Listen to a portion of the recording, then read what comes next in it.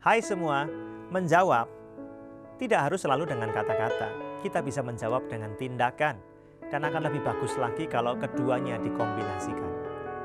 Pernah nggak Anda sedang ketemu dengan orang yang menyangka atau mengira Anda punya niat buruk lah, melakukan perbuatan yang jelek, menuduh Anda begini-begitulah.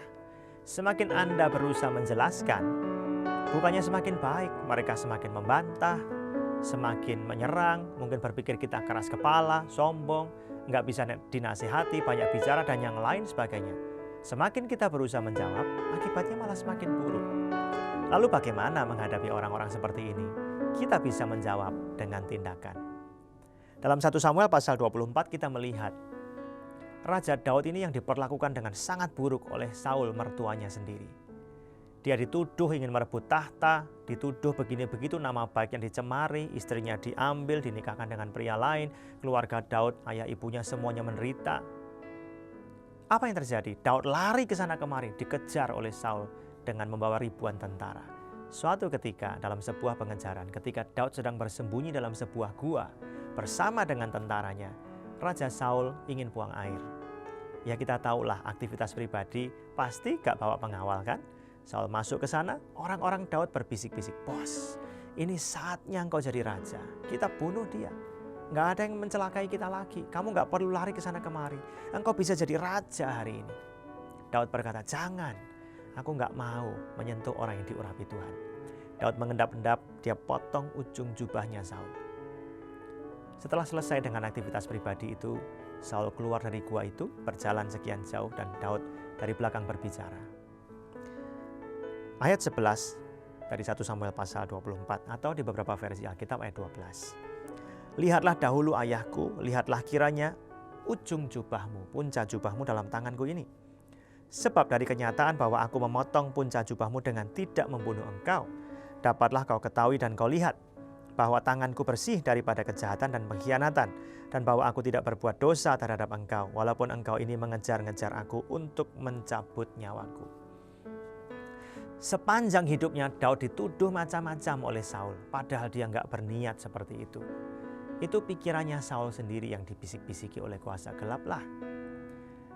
Daud kan nggak bisa menjawab dengan kata-kata, membuat Saul makin benci, makin nggak percaya. Orang yang sudah kena tipu muslihat iblis ya begini. Ketika dia menuduh, menyangka orang begini, semakin dijelaskan semakin nggak percaya.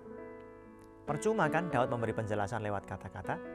Apa yang terjadi? Tuhan kasih kesempatan suatu hari membuktikan bahwa Daud memang tidak berniat mencelakai Saul. Dari situlah akhirnya Saul sadar. Nah saudara sekalian, dalam kehidupan ini kadang kita begitu. Kita disalahpahami oleh mungkin pasangan kita sendiri, sahabat kita sendiri. Mereka menuduh kita macam-macam. Mereka punya persepsi atau punya pikiran bahwa kita begini, kita begitu. Semakin kita berusaha menjelaskan, mungkin keadaan bukan semakin baik.